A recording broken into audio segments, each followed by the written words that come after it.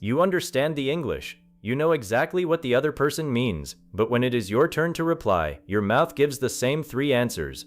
Yes, really? Okay. And suddenly the conversation goes nowhere. The problem is not your understanding. The problem is that you have never built enough natural English responses for real conversation. Today, you will learn 7 powerful ways to stop giving one-word replies, respond with confidence, keep conversations alive, and finally sound natural when someone speaks to you in English. Do not just listen, repeat the responses aloud, because natural replies only become automatic when your mouth actually uses them. And before we begin, subscribe to the channel, like this video, and comment, "I will stop giving one-word replies." Stay until the final lesson, because I will give you one simple response formula you can use in almost any English conversation. The first habit you need to break is very simple. Stop ending the conversation after one word. Someone says, "I had a terrible day," and you say, "Really?" Someone says, "I finally got the job," and you say, "Okay." Someone says, "I'm learning something new," and you say, "Nice." You understood everything, but your reply gave the other person nowhere to go. That is why conversations can feel awkward, even when your listening is good. The solution is not difficult vocabulary. You only need to add one more thought. If someone says, "I had a terrible day," do not stop at, "Really?" Say, "Really? What happened?" If someone says, "I finally got the job," do not stop at, "Okay." Say, "That's great. You must be really happy." If someone says, "I'm learning something new," instead of, "Nice," say, "That sounds interesting. What are you learning?" Notice what changed. You did not use advanced English. You simply gave the conversation more life. This is one of the biggest secrets of natural conversation. Your reply should open another door. Think about your response like passing a ball. If someone gives you the ball and you simply hold it, the game stops. If you return it, the game continues. Conversation works exactly the same way. The other person gives you an idea. You react to it. Then you return something. Maybe a question, maybe an opinion, maybe a small personal thought. That is how conversation keeps moving. So from today, use this simple formula. Short reaction plus one extra sentence. Yes becomes, "Yes, I completely agree with that." Really becomes, "Really, I didn't know that." Okay becomes, "Okay, that makes sense." Nice becomes, "That's nice. How did it happen?" Good becomes, "That's good. I'm glad it worked out." This small change can transform the way you sound. Because right now, the problem may not be that you cannot speak English. The problem may be that you stop too early. Let us practice. Someone says, "I started exercising every morning." A weak response is, "Really?" A stronger response is, "Really? That's great. How long have you been doing that?" Someone says, "I'm moving to another city next month." A weak response is, "Okay." A stronger response is, "Wow, that's a big change. Are you excited about it?" Someone says, "I failed my driving test." A weak response is, "Oh." A stronger response is, "I'm sorry to hear that. What was the most difficult part?" You see the pattern? You are not memorizing long speeches. You are learning how to take one small reply and expand it naturally. And there is another powerful technique I want you to practice. After someone says something, ask yourself, "What is one thing I can add?" They say, "I watched a great movie yesterday." You think, "What can I add?" Maybe, "Really? What was it about?" They say, "My brother is getting married." You think, "What can I add?" Maybe, "That's wonderful. When is the wedding?" They say, "I've been really busy this week." You think, "What can I add?" Maybe, "I understand. Has work been especially busy?" That one mental question can completely change your conversational English. Because it teaches your brain not to stop at the first reaction. You also need to stop believing that every response must be clever. Natural conversation is often simple. Someone says, "I'm tired." You can say, "Yeah, you look tired. Did you sleep badly?" Someone says, "I'm hungry." You can say, "Me too. Have you eaten anything today?" Someone says, "I'm nervous about tomorrow." You can say, "I understand. What are you most worried about?" Simple English, real communication. That is what you need. Now let us make this into a daily exercise. Choose 10 simple statements. For every statement, give yourself one rule. You are not allowed to reply with only one word.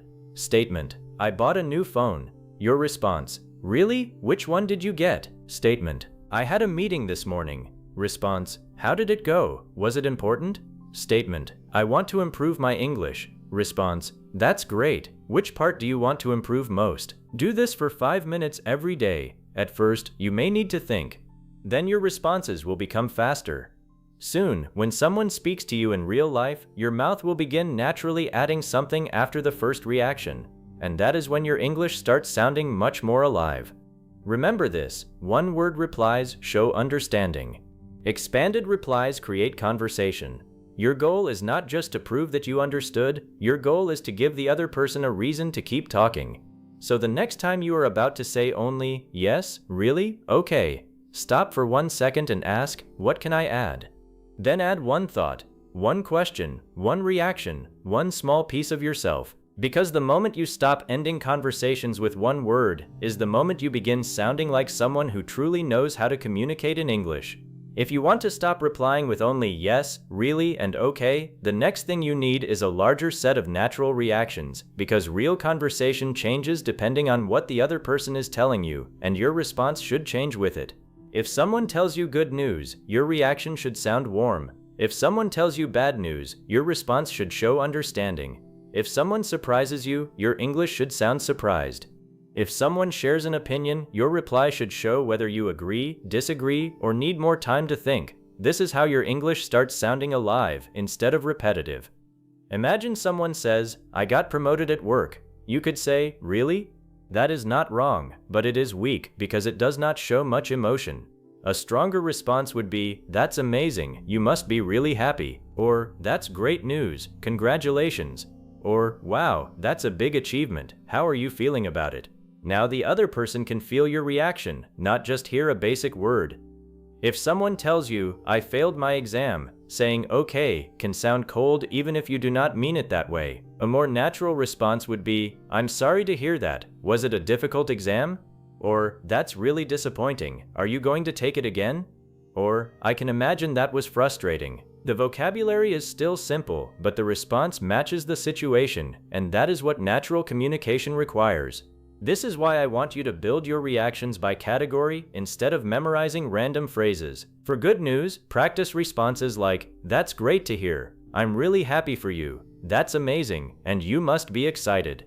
For surprising news, use phrases like, seriously? I didn't expect that. No way, or that's surprising. For difficult situations, practiced, I'm sorry to hear that. That sounds really difficult. I can imagine how frustrating that was, and I hope things get better soon. For agreement, use, exactly, that makes sense, I completely agree, and I feel the same way. For uncertainty, use, I'm not completely sure, that depends on the situation, I'd have to think about that, and I can see both sides. The important thing is not just knowing these phrases, you need to connect each one to a real type of situation so your brain knows when to use it. For example, imagine someone says, I'm moving to another country next month. Your brain should not search randomly for a reply. You should recognize, this is big news. Then a natural response can appear. Wow, that's a huge change. Are you excited? Now imagine someone says, my car broke down again this morning. Your brain should recognize, frustrating situation. Then you can say, that sounds really annoying. Did you manage to get it fixed? This is much easier than trying to create every response from zero. You are building a small reaction system inside your mind. Situation first, then suitable response.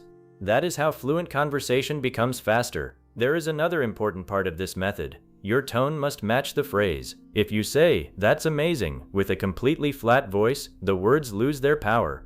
If you say, I'm sorry to hear that, while smiling too much, the reaction can feel unnatural. So when you practice these phrases, practice the emotion too. Say, that's amazing, as if someone just told you something wonderful. Say, I'm sorry to hear that, with a calmer, softer voice. Say, seriously, with real surprise. Say, exactly, with confident agreement. This teaches your mouth and voice to work together. Natural English is not only vocabulary, it is also timing, tone, and emotion. Here is a simple daily practice. Take 5 situations and give yourself 3 seconds to react naturally. Situation 1. I finally passed my driving test. You respond, that's great, congratulations. Situation 2. I lost my phone yesterday. You respond, oh no, that sounds stressful. Did you find it? Situation 3. I think learning English every day is better than studying once a week. You respond, I completely agree. Consistency makes a big difference. Situation 4. I might quit my job. You respond, really? What made you start thinking about that? Situation 5. I'm feeling much better now. You respond, that's good to hear. I'm glad you're feeling better. Do not read the response first. Look only at the situation and create the reaction yourself. This is how you make the language active. You should also practice having more than one response for the same situation, because if you memorize only one phrase, you may still sound repetitive. For good news, do not always say, that's great. Sometimes say, that's amazing. Sometimes, I'm really happy for you. Sometimes, you must be excited. Sometimes, that's such good news. The goal is variety. The same applies to surprise. Do not always use really, use seriously, no way, I didn't expect that, or wow, I had no idea. Now your conversation begins sounding much more natural. Another powerful habit is to listen for the emotion before you think about the words. When someone speaks, ask yourself silently, what kind of moment is this? Is it good news, bad news, surprise, complaint, opinion, confusion, excitement? Once you recognize the moment, your response becomes easier to find. This is a very useful skill because natural conversation moves quickly, and you do not always have time to build a perfect sentence. But you can usually recognize the emotion instantly, then your response follows. So if you want to stop sounding repetitive, do not try to memorize 100 random expressions. Build small groups of reactions and practice them in realistic situations. Good news reactions, bad news reactions, surprise reactions, agreement reactions, uncertainty reactions, interest reactions. Use them until they become familiar. Because the moment your brain stops asking, what can I say, and starts asking, what kind of reaction does this situation need, your English becomes faster, warmer, and much more natural. And that is when you stop sounding like someone who only understands the conversation and start sounding like someone who truly belongs in it. The third skill can completely change your conversations because many English learners do not actually have a speaking problem at this moment. They have a reply building problem. Someone tells you something and you understand almost everything they said, but immediately your brain starts searching for the perfect response. You think about grammar, vocabulary, pronunciation, and whether your sentence will sound correct, and while all of this is happening, several uncomfortable seconds pass. Finally, because you cannot find the perfect sentence quickly enough, you escape with the safest response you know. Really? Okay, yes. The solution is not to learn hundreds of complicated replies. The solution is to learn one of the easiest conversation skills in English. Take one detail from what the other person said and ask about that detail. Imagine someone tells you, I went to a new restaurant with my friends last night. You do not need to invent an impressive response. The speaker has already given you several things you can talk about. They mentioned a restaurant, friends, and last night, so simply choose one detail and continue from there. You could say, oh, nice. What kind of restaurant was it? Or, that sounds fun. What did you order? Or, did you like the food? Or, would you go there again? Notice how little English you needed. You did not need advanced vocabulary or perfect grammar.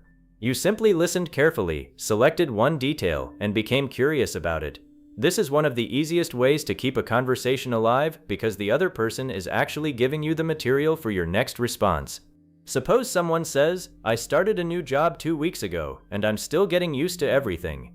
A learner who is worried about speaking may say, oh, okay, but there are so many natural replies available inside that one sentence. You could say, how are you finding the new job so far? You could ask, what kind of work are you doing? You could say, I imagine the first few weeks can be difficult. Are you enjoying it? You are not creating a completely new topic. You are simply following the information the speaker already gave you.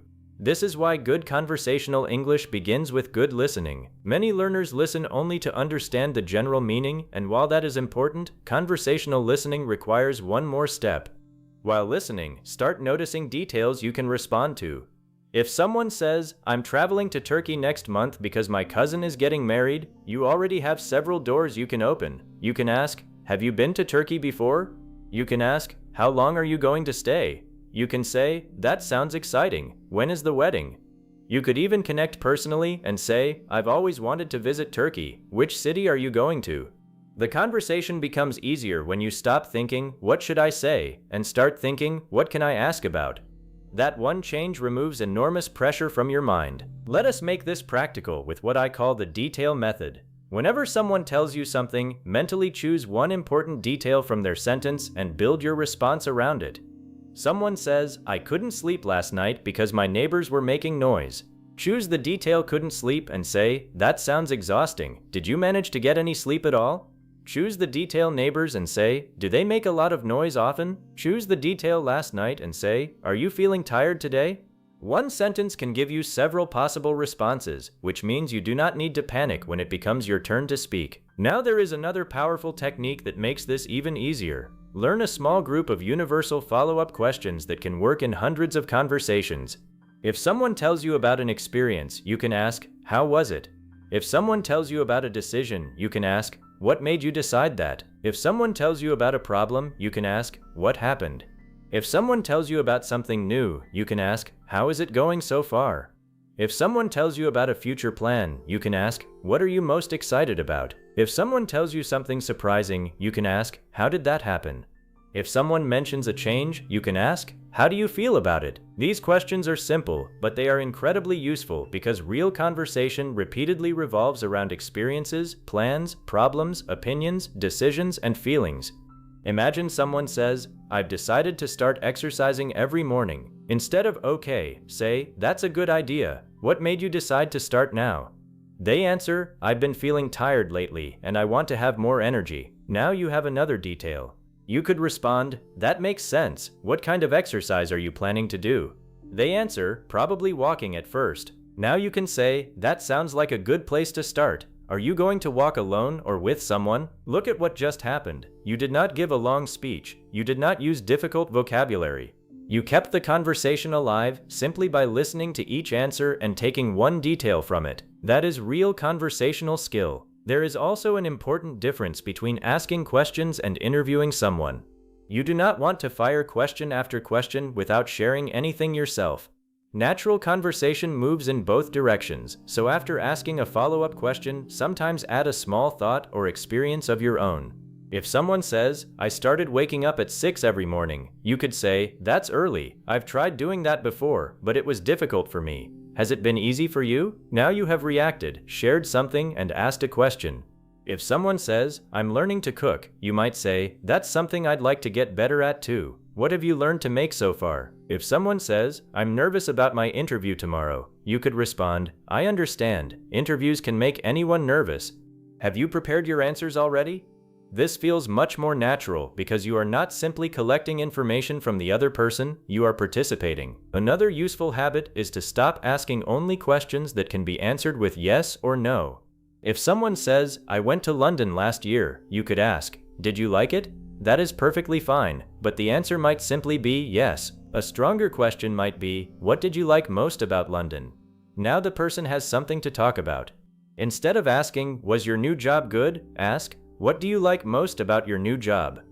Instead of, "Did you enjoy the movie?" try, "What did you think about the movie?" Instead of, "Are you excited about your trip?" try, "What are you most excited about?" These open questions give conversations more space. Now practice this without needing another person. Take a simple statement such as, "I'm thinking about changing my job." Give yourself 5 seconds and create 3 possible follow-up responses. You might say, "Really? What made you start thinking about leaving?" Then, "What kind of job would you like to find?" Then, "How long have you been thinking about making a change?" Take another statement. "I spent the weekend with my family." You could ask, "That sounds nice. What did you do together?" You could ask, "Do you get to see your family often?" Or you could say, "I always enjoy having time with family too. Did you have a good weekend?" Practice this with 10 statements every day, and you will start teaching your brain something extremely valuable. Every statement contains possibilities for another response. Soon, you will stop hearing a sentence and thinking, "I understood it, but I have nothing to say." Instead, your mind will automatically notice the details that can continue the conversation. And remember, you do not need to become the most interesting person in the room. You do not need brilliant stories, advanced vocabulary, or perfectly constructed sentences. Very often, being a good English conversationalist simply means being genuinely interested in what the other person is saying and knowing how to show that interest through simple language. So the next time someone tells you something and your mouth wants to say only, "Really?" do not stop there. Keep really if it feels natural, but attach curiosity to it. Really? What happened? Really? How did you feel about that? Really? What made you decide that? Really? How is it going so far? That small second sentence can rescue an entire conversation. Your English does not need to become more complicated. Your responses need to become more connected to what the other person just said. Listen for one detail, react to it, become curious about it, and give the conversation somewhere to go. Once you develop this habit, you will discover that you already have much more English to say than you thought. You simply needed to learn how to find your next response inside the conversation itself. One of the biggest moments where English learners get stuck is when someone asks, "What do you think?" You understood the conversation perfectly, you probably even have an opinion in your own language, but suddenly you feel that your English is not strong enough to explain it, so you choose the safest possible answer. Yes, I agree. No, I don't agree. Or, I don't know. The problem is not that these answers are wrong. The problem is that they finish your opinion before it has even started. Natural conversation becomes much easier when you learn that you do not need to give a perfect, intelligent, 5-sentence explanation every time someone asks for your opinion. You only need to learn how to agree or disagree, and then give one small reason. Imagine someone says, "I think working from home is better than working in an office." You could say, "Yes, I agree." That is correct English, but the conversation has very little to work with. Instead, say, "I agree. I think you can save a lot of time when you don't have to travel to work every day." You have not used difficult vocabulary, you simply added a reason. Now imagine someone says, "I think everyone should wake up at 5 in the morning." You disagree, but perhaps you are afraid of sounding rude, so you say nothing. You do not need to say, "No, you're wrong." You can say, "I see what you mean, but I don't think that works for everyone. Some people are more productive later in the day." That is a much more useful conversational skill because you are disagreeing without attacking the other person. This is something every learner should practice. Agreement is not only yes, and disagreement is not only no. If you strongly agree, you can say, "Absolutely, I completely agree with that." You can also say, "That's exactly how I see it," or "I think you're right about that." If you partly agree, you can say, "I agree to some extent, but I think it depends on the situation." Another useful response is, "I see your point, although I think there's another side to it." If you disagree, you can say, "I understand what you mean, but I see it differently." You can say, "I'm not sure I completely agree with that," or simply, "That's interesting, but I have a slightly different opinion." These phrases are powerful because they give your brain a starting point, and starting is often the hardest part. Many learners actually know enough English to explain their opinion, but they become stuck because they do not know how to begin. Once you say, "I see your point, but," your brain already knows what needs to come next, your different opinion. Once you say, "I completely agree because," your brain knows it needs to find a reason. Once you say, "It depends on," your brain starts looking for different situations. These phrases are not just vocabulary, they are speaking bridges that help your thoughts move into English. Let us practice with a real topic. Someone says, "Watching movies is the best way to learn English." Do not answer only, "Yes." Try, "I agree that movies can help a lot because you hear natural English, but I think you also need speaking practice." Now imagine someone says, "Grammar is not important when learning English." You could respond, "I understand why people say that, but I don't completely agree. I think basic grammar helps you express your ideas more clearly." Someone says, "You need to live in an English-speaking country to become fluent." You might say, "I don't think that's always true. Living there can definitely help, but people can improve a lot if they practice consistently wherever they are." Notice that these responses are not complicated. What makes them sound natural is that they contain a clear position and a simple explanation. So use this formula. Opinion starter plus your position plus one reason. For example, "I think that's true because," "I'm not sure I agree because," "I see your point, but I think," "For me it depends because," "Personally I prefer." Now you have a structure your brain can follow. There is another important skill here. Learn to say "I don't know" in a better way. Sometimes you genuinely do not have a strong opinion, and that is completely normal. But instead of ending with "I don't know," give yourself room to think. You could say, "I've never really thought about that, but I'd probably say," or "I'm not completely sure, but my first thought is," or "That's difficult. I can see both sides, but I think." Imagine someone asks, "Do you think technology makes people less social?" Instead of panicking because you do not have a prepared answer, say, "I've never really thought about that. I think technology can make people less social in some situations, but it also helps people stay connected." You just created a thoughtful answer without needing advanced English. This is especially important for learners who believe they must know exactly what they want to say before they start speaking. You do not. Natural speakers often discover their answer while they are speaking. You can do the same. Use phrases that give your brain a direction, then allow your thought to develop. And do not be afraid of simple reasons. Someone asks, "Do you prefer studying alone or with other people?" You do not need a complicated answer. Say, "Personally, I prefer studying alone because I can concentrate better and work at my own speed." Someone asks, "Do you think learning English is difficult?" Say, "I think it can be difficult at the beginning because there is so much to learn, but it gets easier with regular practice." Someone asks, "Would you rather live in a big city or a small town?" Say, "I'd probably choose a small town because I prefer quieter places, although big cities have more opportunities." That is natural conversational English. Now here is your practice for this method. Every day, choose 5 simple opinion questions and force yourself to answer each one with at least 2 parts, your opinion and your reason. Do you prefer mornings or evenings? I prefer evenings because I feel more relaxed and I can concentrate better. Is social media useful? I think it can be useful if you control how much time you spend on it. Is it better to learn English alone or with a teacher? I think both can work, but having a teacher can help you notice mistakes you might not notice yourself. Do not try to sound advanced, try to sound complete. That is the key. Your first goal in conversation is not to impress people with your vocabulary. Your goal is to make your thought understandable and give the other person something they can respond to. So the next time someone asks, "What do you think?" do not hide behind yes, no, or I don't know. Give yourself a starting phrase. Personally, I think. I completely agree because. I see your point, but. I'm not completely sure, but. Then add one simple reason. Because every time you explain why you agree or disagree, you are doing something much more important than practicing vocabulary. You are learning to bring your real thoughts into English, and that is one of the biggest steps from simply knowing English to actually having conversations in it. One of the most frustrating moments in an English conversation happens when you understand the question perfectly. You know you have something to say, and yet nothing comes out of your mouth. Someone asks, "What do you think about working from home?" You understand every word.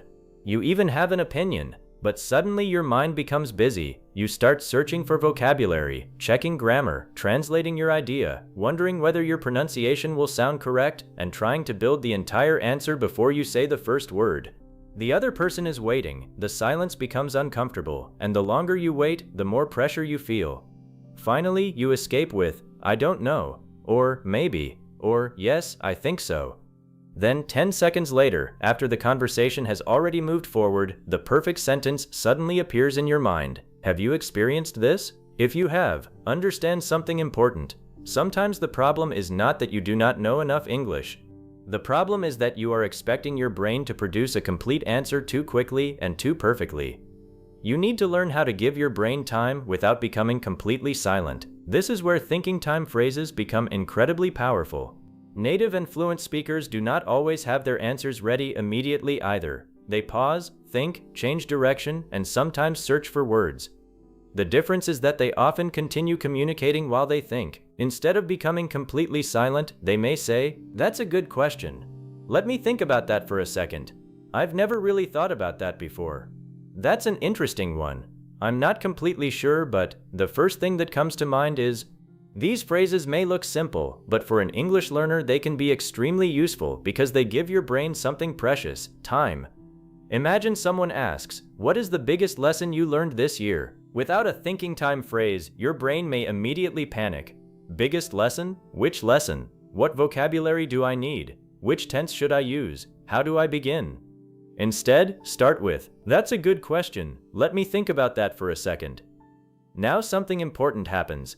You are already speaking. The silence has disappeared. The other person knows you are thinking. And while your mouth is producing a familiar phrase, your brain gets a few extra seconds to prepare the actual answer. Then you continue. "I think the biggest lesson I learned this year is that I need to be more patient with myself. That sounds much calmer than staring silently at the other person while desperately searching for a perfect sentence. Let us take another example. Someone asks, "Where do you see yourself 5 years from now?" That is not a question most people can answer instantly, even in their first language. So do not demand an immediate perfect answer from yourself just because the conversation is happening in English. Say, "I haven't thought that far ahead, but I'd probably say." Now continue. "I'd like to be doing work that I enjoy and have more freedom with my time." You just transformed a difficult question into a manageable response. This is why thinking time phrases should become part of your active English. Do not treat them as filler words with no value. They are conversation tools. They create a bridge between hearing the question and producing the answer. And different situations need different bridges. When the question is interesting, you can say, "That's an interesting question." When you genuinely need time, say, "Let me think about that for a moment." When you have never considered the topic, say, "I've never really thought about that before." When you are uncertain, say, "I'm not completely sure, but I think." When you have several possible answers, say, "There are a few things that come to mind, but I'd probably say." When you want to begin with your immediate reaction, say, "The first thing that comes to mind is." When you need to organize your thoughts, say, "I think there are 2 ways to look at it." These phrases do more than buy time. They also give your answer a direction. If you begin with, "The first thing that comes to mind is," your brain now only needs to find one idea. If you begin with, "I think there are 2 reasons," your brain now has a structure, reason 1 and reason 2. If you begin with, "For me it depends on the situation," your brain knows that you can explain 2 different situations. This reduces the mental pressure of speaking. And this is extremely important because many learners make conversation harder than it needs to be by trying to construct the entire answer silently before opening their mouths. Suppose someone asks, "Why are you learning English?" You begin thinking, "I am learning English because in future I want," no, maybe I should say for my career, is it for improving or to improve, maybe? Meanwhile, nothing is coming out. Instead, start speaking before the entire answer is ready. There are a few reasons, actually. The main one is, now your brain has time to choose the first reason. The main one is that I want more opportunities in my career. Then continue naturally. And I also want to communicate more confidently when I travel. You did not prepare the whole answer first. You built it while speaking. That is an important conversational skill. You need to become comfortable thinking inside English while your answer is already moving. Another mistake learners make is apologizing every time they need a second to think. They say, "Sorry, my English is bad. Sorry, I don't know English very well. Sorry, I can't explain." You do not need to announce your weakness every time your brain needs a moment. Replace the apology with a useful phrase. Instead of, "Sorry, I don't know how to say it," try, "Let me think about how to explain this." Instead of, "Sorry, my English is not good," try, "I know what I mean, I'm just trying to find the right word." Instead of immediately giving up with, "I don't know," try, "I'm not completely sure, but I think." Notice the difference. You are keeping yourself inside the conversation. You are telling your brain, "I am allowed to think, but I am not going to escape." That mindset is extremely useful for learners. Now there is another situation where people freeze. They forget one word. Imagine you are saying, "Yesterday I went to the." You know exactly what place you mean, but the English word disappears. Many learners stop the entire sentence because of one missing word. Do not do that. Keep communicating. Say, "I can't remember the exact word, but it's the place where," then explain it. Maybe you forgot pharmacy. You can say, "It's the place where you buy medicine." The other person may say, "Oh, the pharmacy?" And you say, "Yes, exactly. I went to the pharmacy yesterday." That is successful communication. You forgot a word, but the conversation survived. This skill is much more valuable than pretending you will never forget vocabulary. You will forget words. Everyone does. Your goal is to become good at continuing anyway. Useful rescue phrases include, "I can't remember the word, but," it's something you use for, "It's the place where," it's similar to, "What do you call the thing that," "I don't know the exact word, but what I mean is." These phrases give you another way forward. Imagine you forget the word umbrella. Instead of stopping, say, "I forgot the word, but you use it when it rains." Imagine you forget appointment. Say, "I can't remember the word, but it's when you arrange a specific time to meet a doctor." You are still speaking English. You are still communicating. And sometimes explaining a missing word is actually better speaking practice than remembering it immediately because it forces you to use the English you already know creatively. Now let us talk about another common problem, trying to answer too much at once. Someone asks, "What do you like about living in your city?" You may have 5 ideas in your mind, and because you are trying to organize all 5 before speaking, you freeze. Do not give yourself 5 jobs, give yourself 1. Start with, "The thing I like most is," then choose one idea. "The thing I like most is that my family lives nearby." Now you can add another thought if you want. "I also like that there are plenty of places to eat and spend time with friends." Your answer grew naturally. You did not need to plan everything before beginning. This is one of the biggest changes you can make in conversational English. Start with what you can say now and allow the answer to grow. Do not wait for the perfect paragraph inside your head. Conversation is not an essay. You can begin with one idea, then add another, then clarify. Then change your mind slightly. That is normal speaking. Here is a practice exercise that can dramatically improve this skill. Choose 10 random questions such as, "What makes you happy? What would you like to improve about yourself? Would you rather work alone or with other people? What is something you want to learn? What makes someone a good friend?" Now give yourself one rule. You are not allowed to remain silent for more than 2 seconds. You do not need to produce the real answer immediately. If you need time, use a thinking phrase. What makes someone a good friend? That's an interesting question. I think the first thing that comes to mind is honesty. What would you like to improve about yourself? There are a few things actually, but I'd probably say my time management. Would you rather work alone or with other people? For me, it depends on the situation, but generally I prefer working alone because I can concentrate better. Now you are training something much more useful than memorizing answers. You are training your ability to enter a response quickly. This matters because confidence often comes after you begin speaking, not before. The first few words are frequently the hardest. Once your mouth begins moving, your next idea becomes easier to find. So create a small group of thinking time phrases that feel natural to you. You do not need 20, choose perhaps 5, and use them repeatedly until they become automatic. For example, "That's a good question. Let me think about that. I've never really thought about that before. I'm not completely sure, but..." The first thing that comes to mind is, then practice them with different questions. The goal is for these phrases to appear automatically when your brain needs time. Eventually, someone will ask you a difficult question, and instead of your mind screaming, say something," your mouth will calmly begin. "That's an interesting question. I've never really thought about it, but I'd probably say..." And while you are saying those words, your real answer will begin forming. That is what you want, not instant perfection, controlled continuation. You want to become the learner who can keep communication alive even while searching for a word, organizing an idea, or deciding what they really think. Because fluent conversation does not mean you always know exactly what to say. It means that when you do not know exactly what to say, you have enough English to keep going. So the next time your brain needs 5 seconds, do not punish yourself with silence. Use those 5 seconds in English. Say, "Let me think about that. That's a good question. I'm not completely sure, but..." Then begin with one simple idea and allow the rest of the answer to come. And if one word disappears, do not let that one missing word destroy your entire response. Explain it, replace it, describe it, or move around it. The goal of conversation is not to prove that you know every English word. The goal is to make another person understand what you mean.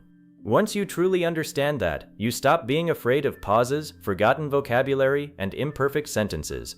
You begin trusting the English you already have, and instead of escaping every difficult moment with yes, okay, or I don't know, you learn one of the most important skills in spoken English: how to keep going. One of the biggest reasons English learners keep falling back on yes, really, okay, and I don't know, is not because they have nothing to say. It is because their useful responses are scattered all over their memory, and they cannot reach them quickly when a real conversation is moving. You may already know expressions such as, "That makes sense," "I completely agree," "That sounds difficult," "What happened next?" and "I've never thought about it that way." You may have heard these phrases in videos, lessons, films, or conversations many times, but when someone speaks directly to you, the phrases do not arrive fast enough, so your mouth returns to the safest words it knows. That is why you need a personal response bank. A response bank is not a giant notebook full of hundreds of expressions. It is a small collection of useful replies organized by situation, practiced often enough that your mouth can reach them without searching for a long time. Think about what happens in a real conversation. People tell you good news, bad news, surprising news, opinions, problems, plans, complaints, memories, and personal experiences. If you already have a few natural responses for each type of situation, speaking becomes much easier because you are no longer creating every reply from zero. Let us begin with one of the most common situations, showing interest. If someone says, "I started learning Spanish last month," do not always answer, "Really?" Your response bank could give you several options. "That's interesting. How is it going so far?" "That sounds fun. What made you choose Spanish?" "Nice. Are you enjoying it?" "I've always thought Spanish sounded beautiful. Is it difficult?" Now look at the difference. You still reacted naturally, but you also gave the conversation somewhere to go. For showing interest, useful phrases include, "That's interesting. Tell me more. How did that happen? What happened next? How are you finding it? What made you decide that? How did you feel about it? And what was that like?" You do not need all of them at once. Choose the ones that sound most natural to you. Now build another category for agreement. Instead of saying only yes, practice replies such as, "Exactly. That makes sense. I completely agree. That's how I see it too. I think you're right about that, and I feel the same way." But here is where your response bank becomes even more useful. Do not store only the short phrase. Store a slightly longer version too. For example, "That makes sense. I think a lot of people feel the same way. I completely agree." Consistency is usually more important than doing something perfectly. Exactly, that's the part people often forget. Now you have a response that sounds complete instead of robotic. Create another category for surprise. Many learners use "really" for everything, but you can vary your response. You might say, "Seriously, no way, I didn't expect that. I had no idea. That's surprising." Or, "Wow, I wouldn't have guessed that." Again, expand the phrase. If someone says, "I changed careers last year," you might say, "Really? I didn't expect that. What made you decide to change?" If someone says, "I've never used social media," you could say, "Seriously? That's unusual these days. Have you always avoided it?" If someone says, "I met my best friend when I was 5, you could respond, "Wow, that's a long friendship. Are you still very close?" Now surprise becomes more than one word. Build another category for empathy and difficult situations. This one is very important because "okay" can sometimes sound cold when someone is sharing something difficult. If someone says, "I didn't get the job," do not say only, "Okay." Try, "I'm sorry to hear that. I know you were hoping for it." If someone says, "I've been having a difficult week," say, "That sounds exhausting. Is everything okay?" If someone says, "My flight was canceled and I had to stay at the airport all night," say, "That sounds really frustrating. What did you end up doing?" Useful empathy responses include, "I'm sorry to hear that. That sounds difficult. I can imagine that was frustrating. That must have been stressful. I hope things get better soon, and I'm glad you're okay." These phrases help you sound more human because the response matches the feeling of the situation. Now create a category for uncertainty. A learner often says, "I don't know," too quickly because they do not have another way to express uncertainty.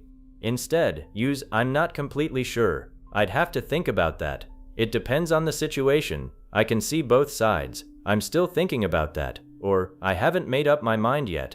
Imagine someone asks, "Do you think artificial intelligence will make people's lives better?" Instead of, "I don't know," say, "I'm not completely sure. I think it can help people in many ways, but there are also some risks." That sounds far more natural and gives you room to think. Your next category should be sharing your own experience, because good conversations are not built only from questions. Suppose someone tells you, "I get nervous before presentations." Instead of only asking a question, you can connect. "I know what you mean. I used to feel the same way." Someone says, "I'm trying to wake up earlier." You might say, "I've tried that too. The first few days were really difficult for me." Someone says, "I feel like I'm learning English slowly." You can say, "I understand." I think a lot of learners feel that way because progress can be hard to notice day by day. Useful phrases include, "That reminds me of something." "I had a similar experience." "Something like that happened to me once." "I know what you mean, and I've felt that way before." These phrases create connection because you are showing the other person that their story reminds you of something real. Now build a category for continuing the conversation. Sometimes your reaction is fine, but the conversation still needs direction. Useful phrases are, what happened next? How did it go? What are you going to do now? How do you feel about it? What was the best part? What was the hardest part? Would you do it again? And what made you choose that? These questions are powerful because they work in hundreds of situations. Someone went on a trip? What was the best part? Someone started a new project? How is it going so far? Someone made a difficult decision? What made you decide that? Someone had a strange experience? What happened next? You do not need to invent a brilliant response. You need a few versatile questions that fit many situations. Now there is another category that can dramatically improve your fluency: conversation bridges. These are phrases that connect your response to the next idea. Examples include, actually, that reminds me. Speaking of that, the interesting thing is, another thing is, that's true, but, at the same time, and, the reason I say that is, imagine someone says, I started walking every morning because I wanted more energy. You could reply, that makes sense. Speaking of exercise, I've been trying to move more during the day too. Now you have moved naturally from their experience to your own. That is much smoother than suddenly changing the topic. Now let us talk about how to build your bank correctly. Do not collect 50 phrases in one day. That feels productive, but most of them will disappear from memory. Start with 5 categories: interest, agreement, surprise, empathy, follow-up questions. Choose only 3 responses from each category. That gives you 15 phrases. Those 15 phrases can already transform your conversations. Then spend 1 week making them automatic. Do not only read them, say them aloud. Imagine situations. Respond quickly. For example, take that makes sense. Imagine someone says, I stopped studying late at night because I couldn't concentrate. Respond, that makes sense. You were probably too tired by then. Now use I'm sorry to hear that. Imagine someone says, I lost my wallet yesterday. Respond, I'm sorry to hear that. Did you manage to find it? Use I didn't expect that. Imagine someone says, I'm moving abroad next year.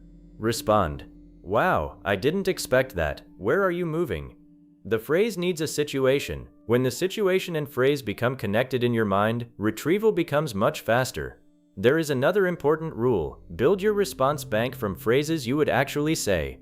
Do not collect expressions only because they sound advanced. If a phrase feels too formal or unnatural for you, you probably will not use it. Your bank should sound like your personality. Maybe you prefer, that's interesting. Someone else may naturally use, oh, that's really interesting. Maybe you prefer, I see what you mean. Another person may use, yeah, I get what you're saying. Choose language you can imagine yourself using comfortably. This matters because natural speaking is easier when the phrase feels like yours. Now practice your response bank with what I call the 5-second challenge. Ask someone to give you random statements, or create them yourself. Statement: I'm thinking about changing jobs. You have 5 seconds. Respond: really, what made you start thinking about leaving? Statement: I finally finished my course. Respond: that's great. You must be relieved. Statement: I don't think people should work from home. Respond: I see your point, although I think it depends on the kind of work. Statement: I'm going on vacation next week. Respond: that sounds exciting. Where are you going? The purpose of the time limit is not to make you panic. It is to prevent you from overthinking. You want the response bank to become your first destination. Another powerful exercise is the 3-response challenge. Take one statement and create 3 different natural replies. Statement: I started going to the gym. Response 1: that's great. How often are you going? Response 2: nice. What made you decide to start? Response 3: I've been thinking about doing that too. Are you enjoying it? Now your brain learns that there is never only one correct response. This is very important. Learners often freeze because they are searching for the correct sentence. Conversation does not work like a grammar test. There may be 20 natural responses to the same statement. Your job is simply to choose one that fits. Let us take another statement. I'm really tired today. You could say, yeah, you look tired. Did you sleep badly? Or, I know the feeling, it's been a long week. Or, that sounds rough. Hopefully you can rest later. All 3 work. This flexibility creates confidence. Now I want you to create a special section in your response bank called My Emergency 5. These are 5 responses you can use when your mind suddenly becomes blank. Choose phrases such as, That's interesting. Tell me more. Really? What happened? That makes sense. How do you feel about it? I've never thought about that before. What do you think? I understand. What are you going to do next? These phrases will not fit every conversation perfectly, but they can rescue many moments where you would otherwise say only okay. You should also review the bank differently from normal vocabulary. Do not cover the English phrase and try to remember its definition. Instead, cover the phrase and look at a situation. For example, situation, someone got a promotion. What would you say? Situation, someone failed an exam.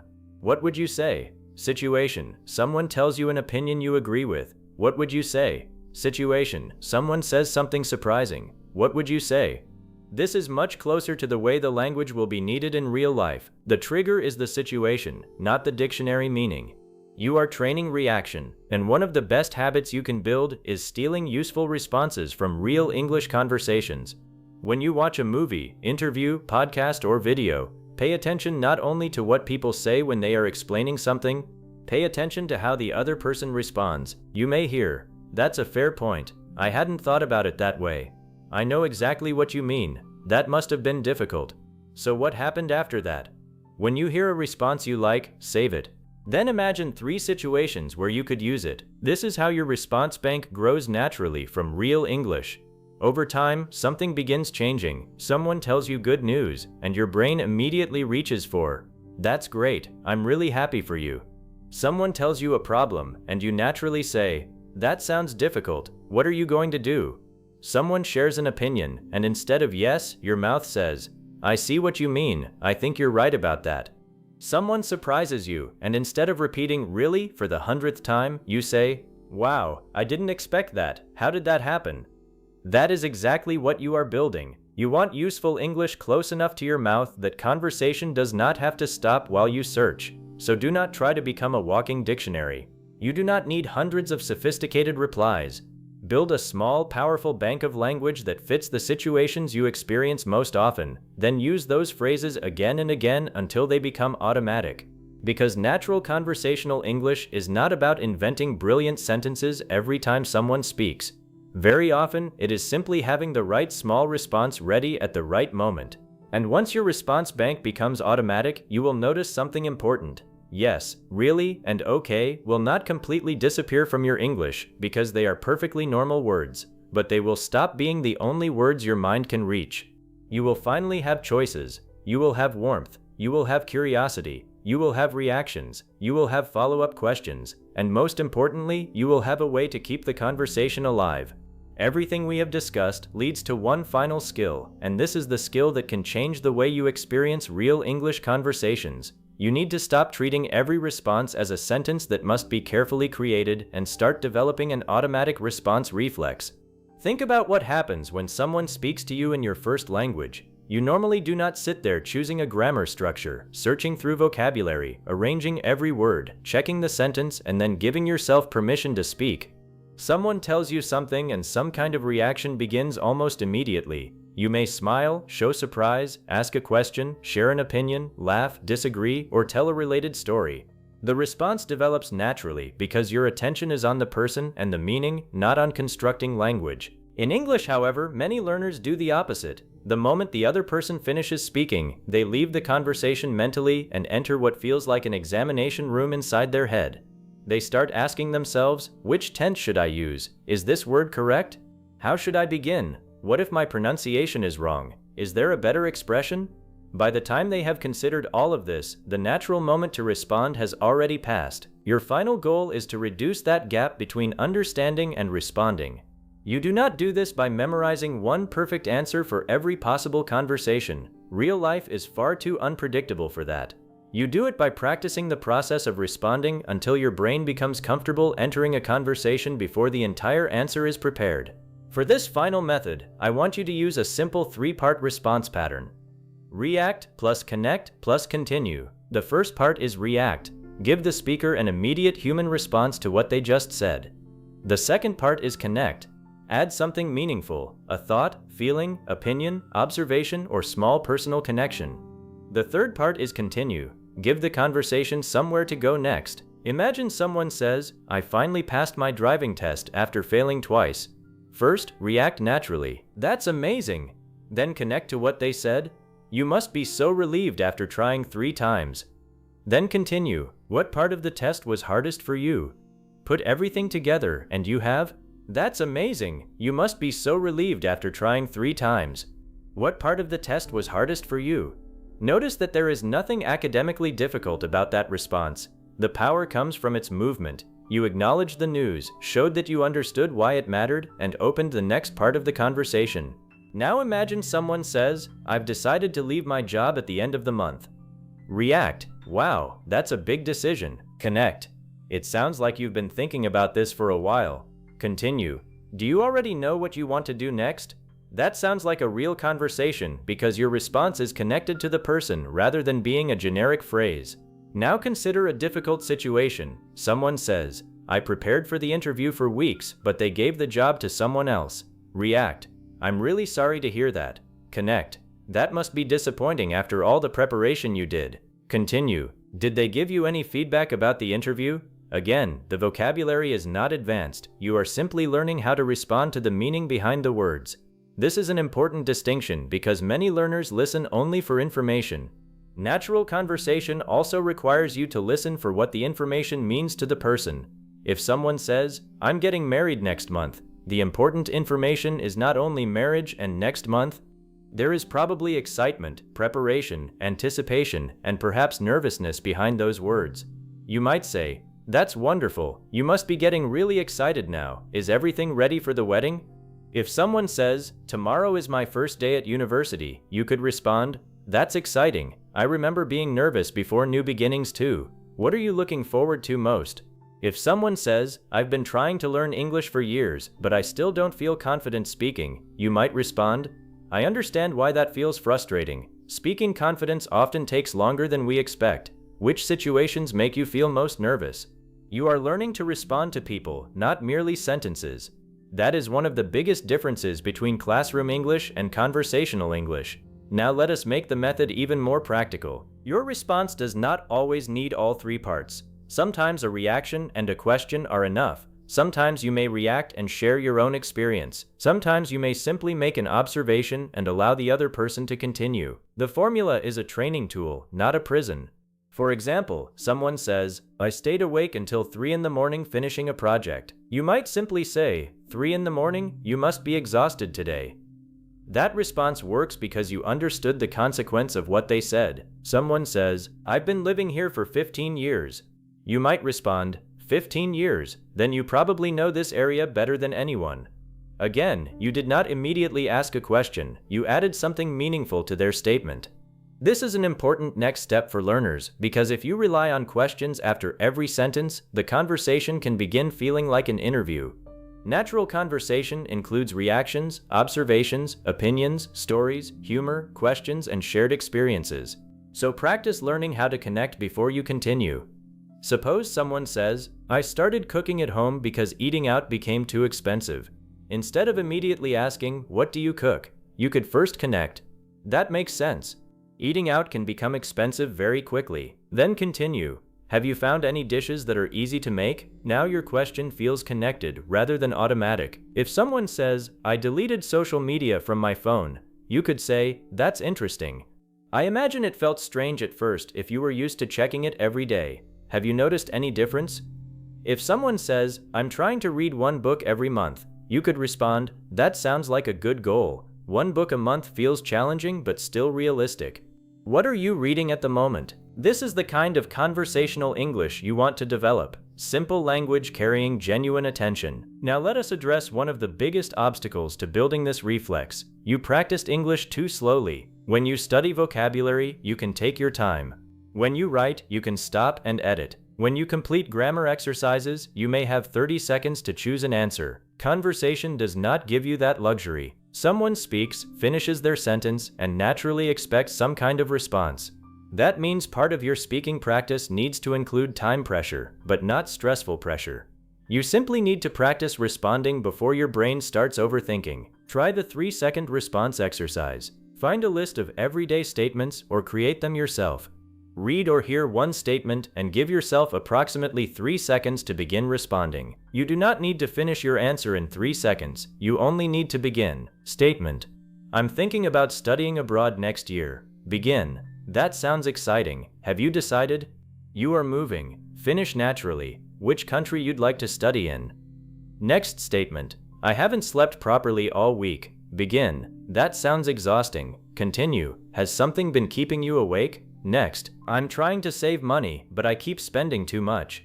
Begin: I know how difficult that can be. Then continue: What do you think you spend the most money on? This exercise teaches your brain that it does not need the entire response before speaking the first few words. That is extremely important. You only need a doorway into the answer.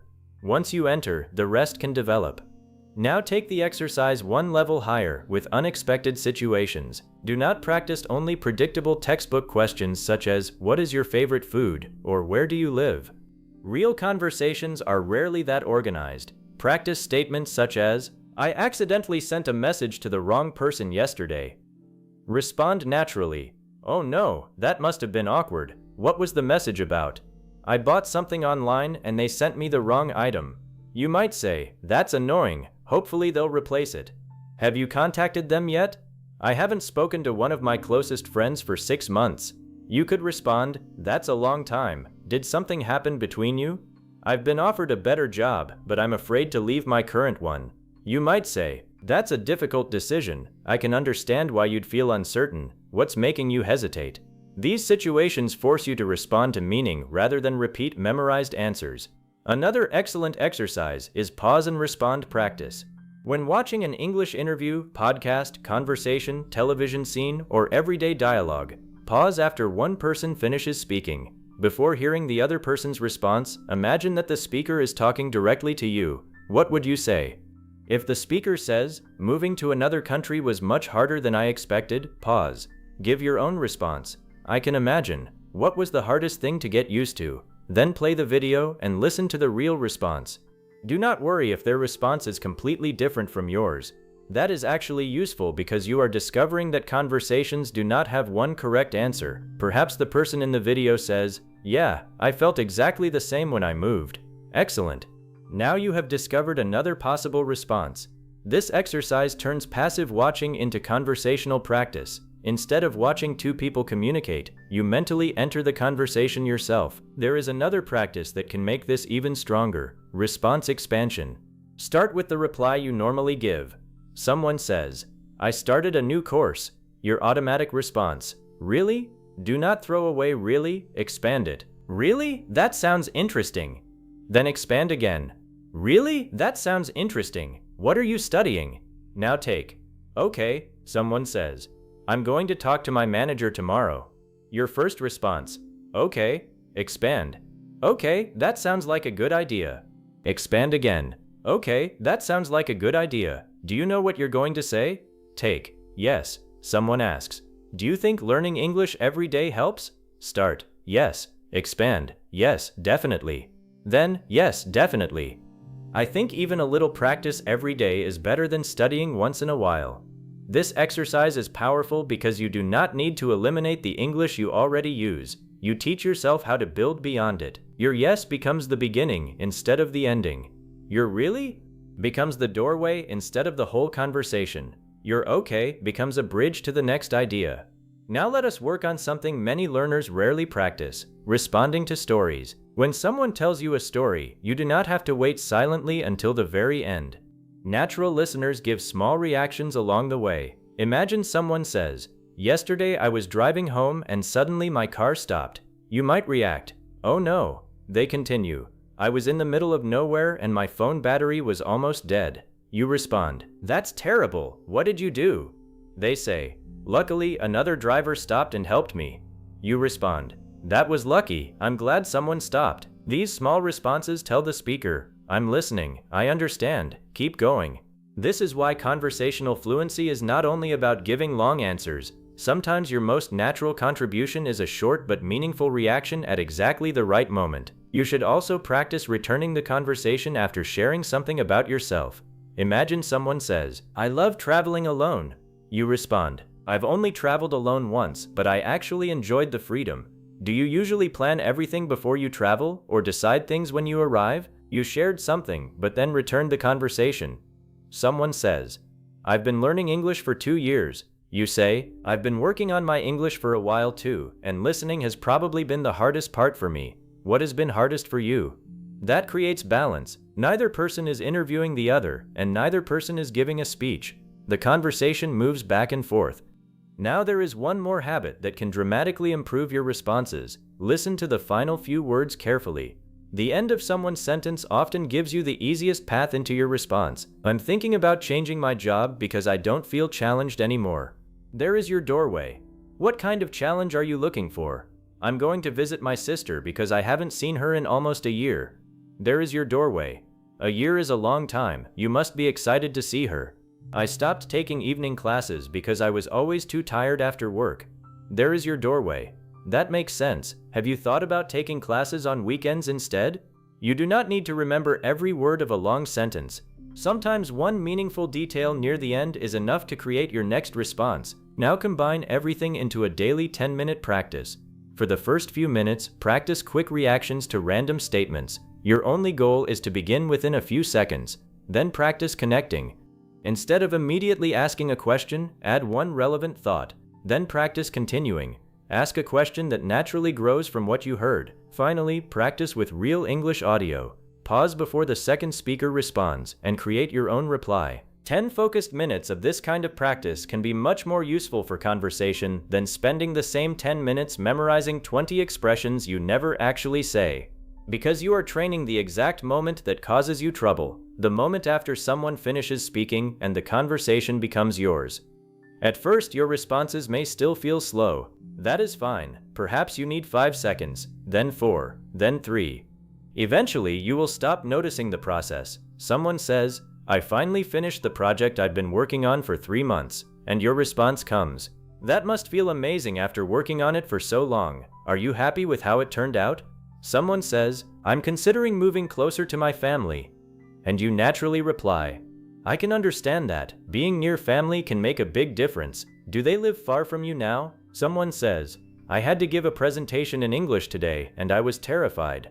And instead of only saying, really, you respond, I know that can be stressful, but you did it. How did it go once you started speaking? That is the transformation you are looking for.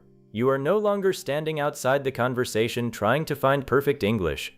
You are inside it. You are listening for meaning. You are noticing emotion. You are reacting. You are connecting. You are contributing.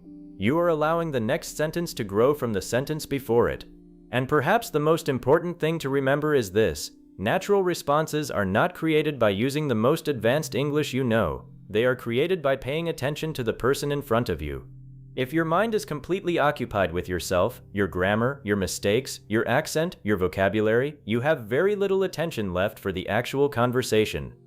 But when familiar response patterns become easier, your attention can move away from yourself and toward the other person. You begin hearing not only their words, but their excitement, uncertainty, disappointment, humor, or curiosity. Then responding becomes easier because you are no longer asking, which English sentence should I produce? You are thinking, what would I naturally want to say to this person?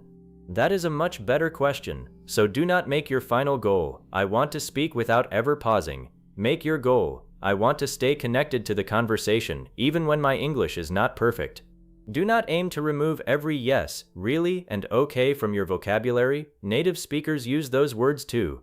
The problem was never the words themselves. The problem was that your response ended there. From now on, let those words become beginnings. Yes, exactly, I think. Really? I had no idea. How did... Okay, that makes sense. So what? One extra thought can open the conversation. One genuine reaction can make your English feel warmer. One relevant question can carry the conversation forward. One personal connection can turn a language exercise into a real human exchange. And after enough practice, you will experience the moment every learner wants. Someone will speak to you in English. You will understand them. They will finish.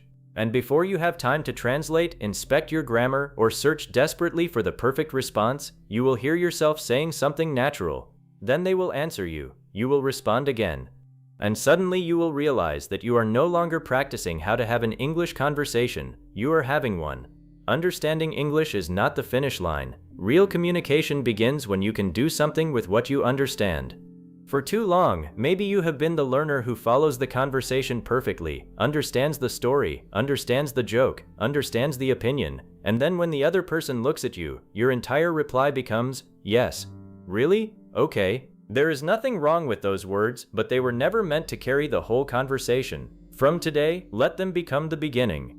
Yes, exactly, I think. Really? I didn't know that. What happened? Okay, that makes sense. So what are you going to do next? That one small change can completely transform the way you speak. You do not need complicated vocabulary to sound natural. You need to react to what people say, add one thought, show genuine interest, ask something back, share your opinion, and keep the conversation moving. Remember what you learned. Stop ending with one-word replies. Build reactions for different situations. Listen for details you can respond to. Learn to agree and disagree naturally. Use thinking time phrases instead of freezing. Create your own response bank. And practice responding in real time until English starts coming before overthinking. But do not try to master everything tomorrow. Choose one habit first. Maybe today your goal is simply to never answer with only okay. Tomorrow, practice adding a question after really. Later, practice sharing one small thought before asking something back. Small improvements create natural conversation. And the next time someone tells you, I got a new job, do not panic about creating a perfect response. Listen to what the moment needs. Maybe. That's amazing. You must be excited. When do you start? If someone says, I've had a really difficult week, you do not need advanced English. Maybe. I'm sorry to hear that. That sounds exhausting. What happened? If someone says, I'm thinking about moving abroad, simply respond, wow, that's a big decision. What made you start thinking about it? This is how conversational English becomes natural. Not through perfect sentences, but through real reactions to real people. One day you will be talking to someone and the conversation will continue for 5 minutes, 10 minutes, maybe much longer. You will react, ask questions, share small stories, disagree politely, laugh, and explain what you think. Then after the conversation ends, you may suddenly realize, I didn't spend the whole time searching for replies. That is the moment you are working toward. So do not only learn English to understand people. Learn English to connect with them. Do not only become a good listener, become someone who knows how to respond. And the next time your mouth wants to stop at yes, really, or okay, give the conversation one more sentence. Because sometimes one more sentence is all it takes to turn awkward silence into a real conversation. If this lesson described the way you speak English, subscribe to the channel, like this video, and write in the comments. I will respond naturally. Then use one new response today. Do not wait until your English becomes perfect. Start with the English you already have and make every conversation a little more alive than the one before it.